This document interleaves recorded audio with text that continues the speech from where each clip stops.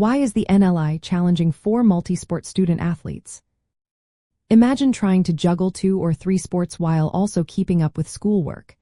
Now add the pressure of a binding contract that limits your options. That's what multi-sport athletes faced with the National Letter of Intent. The NLI was a formal agreement that committed a student athlete to one sport at one college. For athletes who excelled in more than one sport, this created a big problem. They had to pick just one sport early in the recruiting process, often before they knew how their skills would develop or if they might want to switch sports later.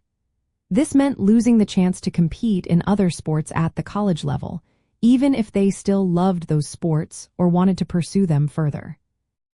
Timing was another challenge. Coaches from different sports had different recruiting schedules. When a student signed an NLI for one sport, they couldn't explore opportunities in other sports at other schools. If they later decided they wanted to switch or add another sport, they faced penalties. Breaking an NLI meant needing a releases from the school, which wasn't always guaranteed. If they managed to get out of the contract, they risked sitting out a semester or losing a year of eligibility.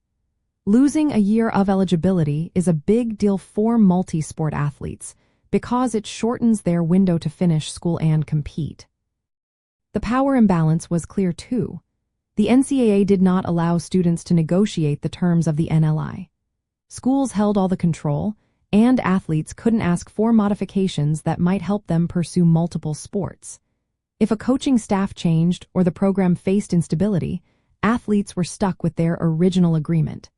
This was especially tough for those trying to transfer to another school to continue a different sport. The NLI made it hard to change plans without facing serious consequences. Academics also became more complicated. Playing multiple sports at a high level takes a lot of time and effort. The NLI's rigid structure didn't give athletes flexibility to adjust their class schedules or take time off if needed. They were locked into their athletic commitments, which could clash with academic needs. Balancing sports and school was already hard, and the NLI made it even more difficult to adapt when circumstances changed.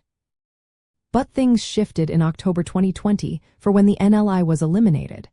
Now, instead of signing an NLI, athletes sign an athletic grant-and-aid agreement. These agreements are still binding but offer more flexibility. Athletes can now explore transferring or changing sports more easily through the transfer portal. However, new restrictions mean that once they sign an aid agreement, other schools can't contact them. This makes it more important for athletes to think carefully before signing. They need to understand what options they have if they want to switch sports or transfer later. For multi-sport athletes, the new system offers both hope and hurdles. They are no longer locked into one sport at one school for years, but they must be strategic about which sport they choose to prioritize. It's smart to review the terms of any aid agreement carefully and ask questions about flexibility.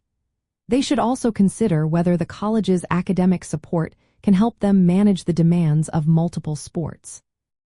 In the end, balancing sports and academics while navigating college recruitment is a big challenge for multi-sport athletes. Whether under the old NLI system or the new aid agreements, they need to make informed decisions. Seeking advice from coaches, counselors, or legal experts can help them understand their options and protect their athletic and academic futures.